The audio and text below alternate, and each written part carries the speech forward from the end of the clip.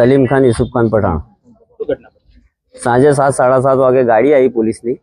સાહેબ અહીં ઉતર્યા નીચે, મેડમ સાહેબ, અને વાહન ચેકિંગ કરવા હતા। પબ્લિક ભેગી થઈ, ટ્રાફિક થયું, એમાં માથાકૂટ થઈ। પબ્લિકમાં કે ભાઈ અહીં આગળ તમે ખોટા ઊભા રહો છો, ગામમાં અહીં ગામમાં ઊભા નહીં રહેવાનું।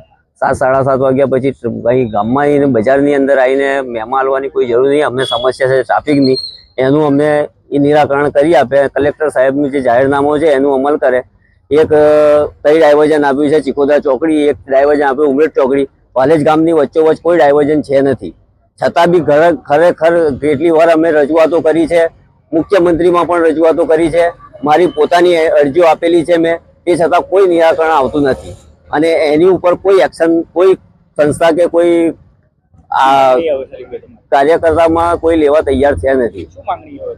અમારે આ ડાયવર્ઝન બંધ કરવાનું, બીજી કઈ માંગણી છે નહીં। અમારે આ ડાયવર્ઝન અમારા ગામમાં છે નહીં। અમારી ગામની અંદર શાળાઓ છે, મદરસાઓ છે, સોસાયટીઓ છે, રેસિડેન્સી એરિયા છે, નાના નાના છોકરાઓ સવારે સ્કૂલોમાં જાય છે, એનું કોઈ જવાબદારી લેવા તૈયાર છે નહીં।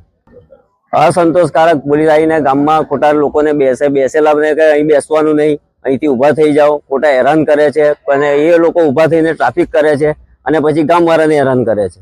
બીજી કશી અમારે રજૂઆત છે નહીં। અમારે આ ડાયવર્ઝન ગામમાં છે નહીં અને ગામમાંથી કોઈ સાધન નીકળવું ના જોઈએ।